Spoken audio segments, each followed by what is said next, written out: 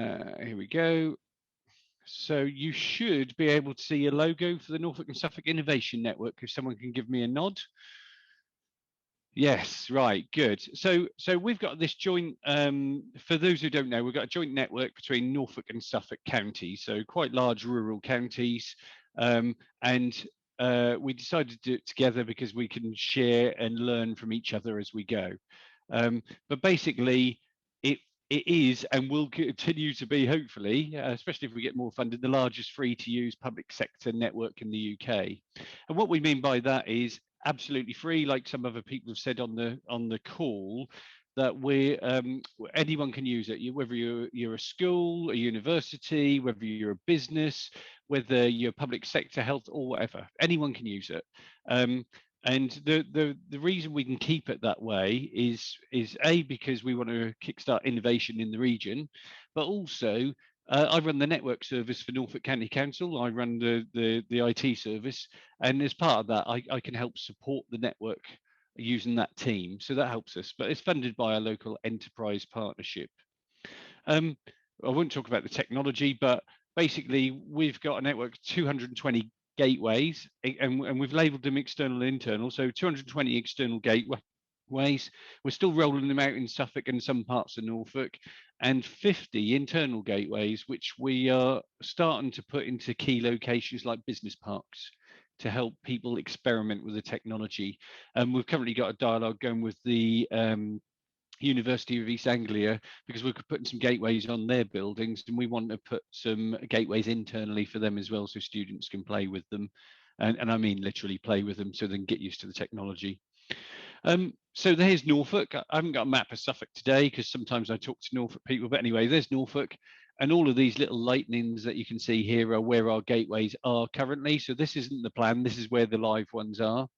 And what's interesting is if you overlay that with the Things Network mapper, so for anybody who doesn't know about that, you can go there. If you're using the Things Network to transport your data through, and a device, one of your sensors connects, you can see it on the map.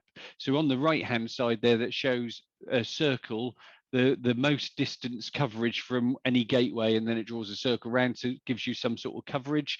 On the left hand side, it shows the gateway actually and the distance to the sensor. Now what's interesting is right in the middle here where there's a 3, that's in Norwich, and one of our sensors has been picked up all the way in Great Yarmouth. That's 25 miles. So with the right environmental conditions, less hills, of course, they can go pretty far indeed.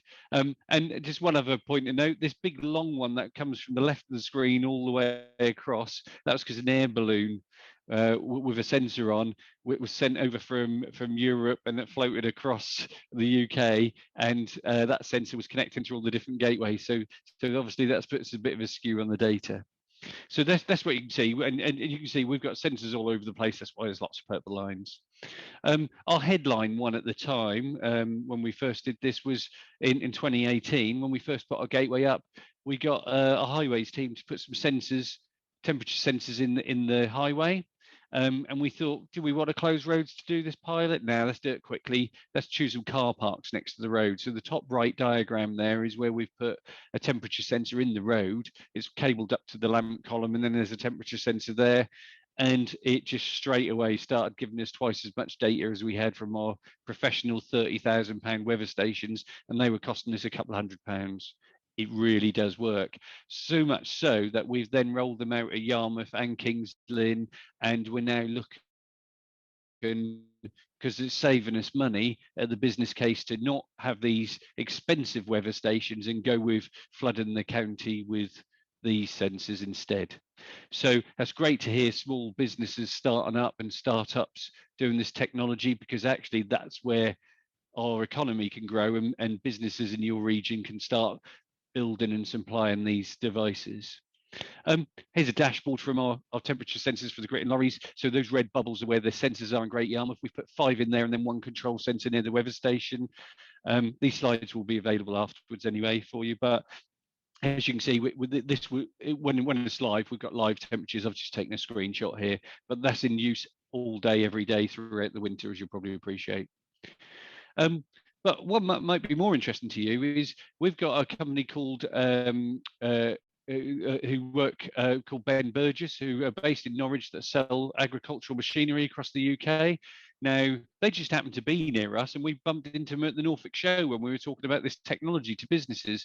So they said, can they use the network? And then 6 weeks later, they had this app. These are screenshots of an iPhone app where they've given a number of farmers in Norfolk who already buy their equipment sensors that are live in their fields today and have been for many, many months.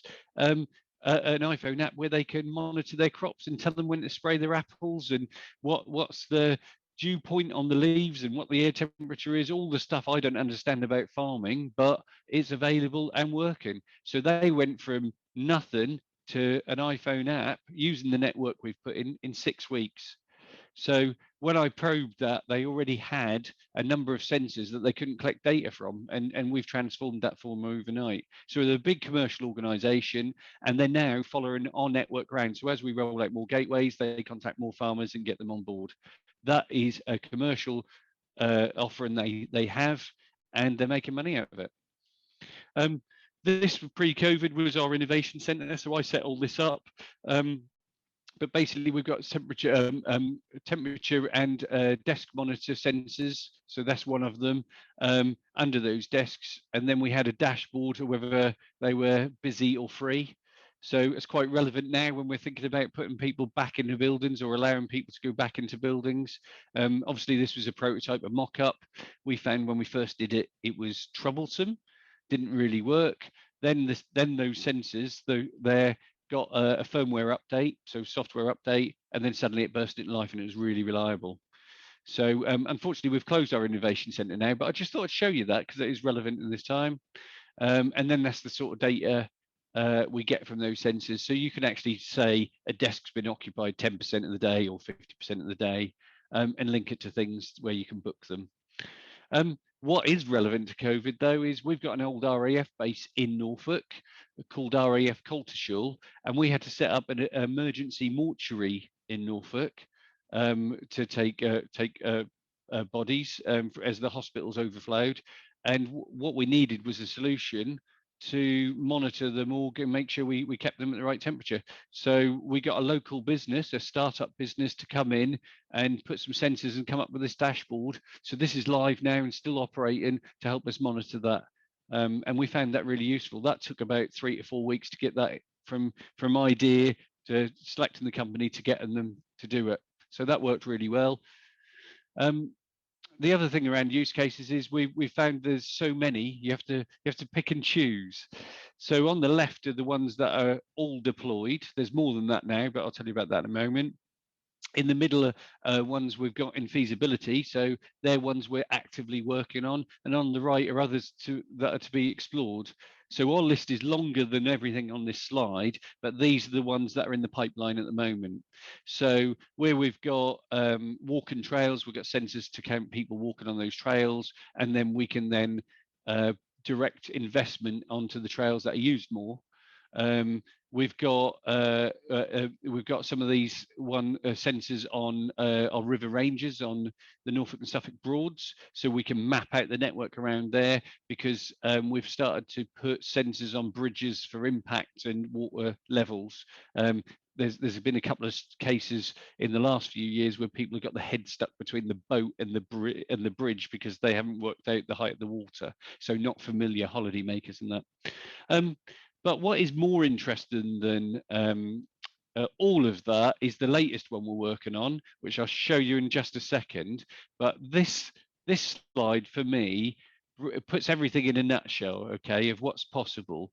So on the left is our grit and lorry ones. In the middle here, with the blue boxes, that's a USB phone charger. So you take one on a holiday. Well, that USB phone charger plugged into an Arduino board, so that's the box of wires in the middle, and a £5 air quality sensor from China and an LCD display probably cost about £60-70 altogether. I knocked that up in 2 hours at home, did a little bit of coding, and I know it's not for everyone, but you can prototype and trial things really quickly to see if they will work for you. So that shows the art of the possible. And then if you take that and look at the one next to it where those three boxes are, there are GPS trackers. So we got these custom made, 16 of them. We got a local company to do that, and you can now put them in any vehicle and they'll map out the network wherever you go.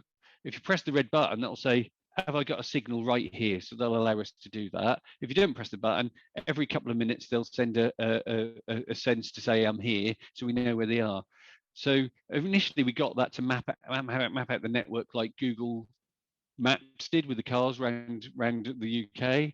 But what we found is actually that's a good security device as well. If you plug that into a vehicle but hide it, actually you can track vehicles for free. So that's a really good another use case. And that goes all the way to the bottom right hand corner. There's that sensor that Ben Burgess are using down there, which is solar powered now, so they can stick it in the middle of a field and that works. So I'm now just going to swap slide decks now because I just want to show you a couple of other dashboards which I think will really interest you. Bear with me 1 second. It's this one. Right. Hopefully, can you have a thumbs up if you can see that? Yeah, cool. Right. So if I go back here, one of the big problems for us is in Norfolk is the cost of the adult social care bill, which is £1 million a day in Norfolk alone, probably the same in Suffolk. So one of the things we're trialing now is putting sensors in people's homes. So the older generation, we want to help them live independently longer so they don't end up in a care home or hospital. So what we've tried, this is a live trial right now. We've put these in a number of staff's houses and homes who work in that sector, so we could test it before we put it in the real customers' homes. So we got motion and light detectors, opening front doors, shower, fridge, and all of that. And we've been running it for a few weeks. These are the type of sensors. I don't know why they're always white when you buy these things. It's a bit weird, but for assisted living, but we have. So we've tried a whole load of different sensors. So you'll have the slide deck afterwards as well, and you'll have what the sensors are in case you weren't interested. And then if I whip through a few of these slides, go down here. So these are the sort of dashboards we started getting from that, and I'll get to this one. So this is our dashboard that we're using to test it out. And as you can see, there's loads of data coming back. So the last bit of the journey that I'm going to share today is, look, we started looking at this and thinking, well, we've got to get all this data. What do we do with the data? So we've engaged with Microsoft in a big way. We're using their IoT service inside Microsoft Azure, and now we're moving our on-site data lake, if you know what one of those is, a big pool of data, all the information we've got about the NHS and stuff like that. We're moving that to Azure. We're moving this data to Azure, and then we've got to overlay it on top of each other and then see if we can make some sense of it. So that's a very whistle-stop tour of what we're doing. There are loads more things, and I can show you loads more if you want to. But basically, for us, we've been on this journey almost a couple of years now. There's loads of use cases still coming to us. And actually, there's places where we're saving money, businesses are starting, people are delivering services differently, and just generally, it's just quite an exciting time. Thank you.